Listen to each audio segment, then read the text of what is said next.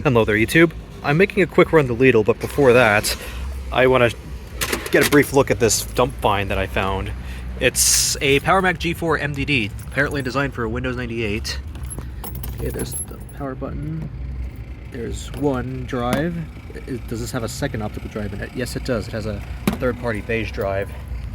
And there are people on 22 being impatient. That is blanketed in dust. I'm going to have to clear that out before I bring this inside.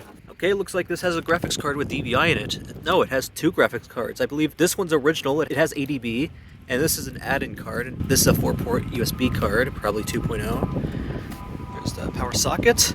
Power Mac G4. I think this is a refresh model, maybe.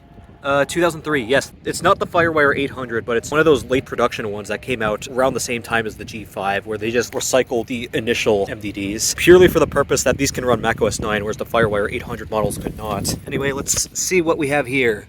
1.25 gigahertz uniprocessor, 256 megs of RAM, 80 gig drive, RV250, so this shipped with a Radeon 9000. We'll have to see if it works when I get home. But I gotta make a run into Lidl and also do something about these monitors. Hope that Lenovo didn't smash itself. I swear, I only actually came here for fruit punch. Okay, it's been several hours, but I gave the Power Mac G4 here a basic cleaning. There's a label on the left side that says 085C. Not really sure what that means, but I guess that's probably like what number computer this was used in, like a lab or something. But we can open this, get a look at the internals. The motherboard is on this panel over here and it just flips down. That's very nice. So this is a USB 2.0 card, 4 ports outwards and 1 internal port. This is the original graphics card, a Radeon 9000. I think it's just a vanilla 9000, not a 9000 Pro, and it probably has only 64 megabytes of VRAM as per usual for the Mac editions. They never really had the higher amount of VRAM that could be equipped. And this GPU right here, I took it out earlier because I was wiping it down, but this is a PCI ATI Radeon 9250. The 9250 was actually a slower GPU than the 9200, but yes, it's slower than the 9200. It's slower than the 9000 here, and it's especially slower because this is going on PCI bus and not AGP, but I guess someone decided to add a second GPU. For what it's worth, the 9250 is like the last GPU that supports macOS 9. It also has a fan, but I think the fan bearings need a little bit of help because they weren't really spinning freely. I mean, it's also kind of dusty in there, so I gotta do something about that. I believe this is the airport card, and the antenna is going over here. So yeah, this has built-in Wi-Fi in it. Really good for a desktop from 2003. Here's the Seagate hard drive, 80 gigabytes with an Apple logo. That is definitely original. These optical drives had their cables unplugged, so I had to plug those in. This is a pretty large heatsink for only having a single 1.25 gigahertz G4, but I guess they wanted to put good cooling on this. This is back when Apple knew how to make products. I mean, what? There are 4 RAM sticks here. We got 2 512 and 2 256, and I believe those are all ECC. And this is just telling us that this is a Class 1 laser product. Okay, I guess I'm done looking at the inside. Oh, the power supply. The power supplies in these MDDs are known to be explodey, but this is a Samsung power supply, and given that this is a 2003 model, I think this one should be fine. In fact, I wouldn't be surprised if this one still worked. Let's go plug this in. Oh, and a good thing is that because these GPUs have DVI, I can actually just plug this into my Acer PM161W portable, since all I need to do is convert one of these DVIs to HDMI, and then I'm good to go. At least it's not VGA only like my compact Desk Pro EN. Though that's really more so on me for not having a DVI graphics card for AGP.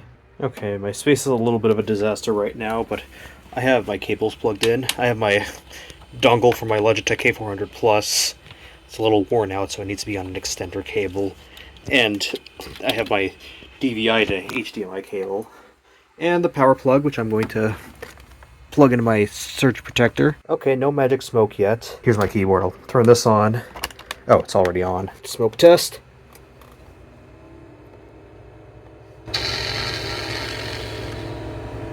Okay, that speaker is kind of shot.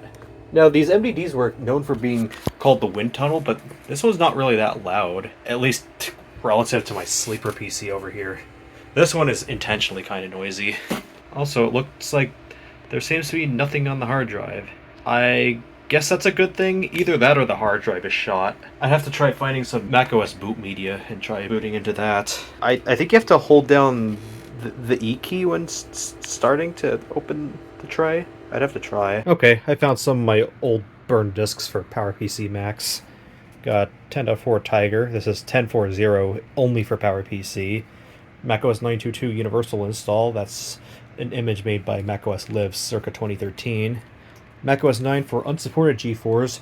Well, the 1.25 GHz uniprocessor, PowerMac G4, it is specifically meant to be supported with OS 9, so maybe I don't want to use this disk. There's really no reason to do that when the universal install should work. And those are just Microsoft Office disks and older versions of macOS 10 that are rather undesirable. So, for the sake of it, I'm just going to put macOS 922 Universal Install. Okay, I think what we want to do is we want to hold down the left click button and then turn on the Power Mac at the same time. And that should force one of the drives to open. Okay, yeah, that sounded like a bong, but it was a very distorted bong. Okay, I had to really reach for it, but there's an accessible button to get to the optical drive in these Power Macs. At least for the original drive up here, the lower one is not original. Okay, let's see if this will eventually detect the disk.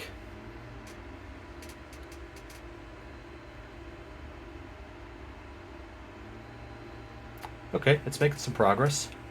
Oh, there's Happy Mac.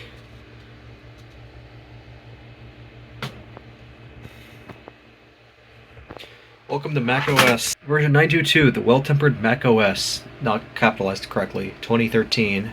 Oh, the splash screen only looks like this in the universal startup installer, but once you have it installed, it's really just macOS 9. Okay, looks like my trackpad is working under macOS 9. Pretty slowly, but it is working. And this is outputting in 16:9, oddly enough. Even though 1920 by 1200 was an officially supported resolution, going all the way back to some of the later Quicksilvers, because the Apple, I think it was the Cinema Display 23-inch, that released in March of 2002, and that had a resolution of 1920 by 1200, just like this portable. So why did this get spit out? Get back in there. Also, this is the PRAM battery that was in it.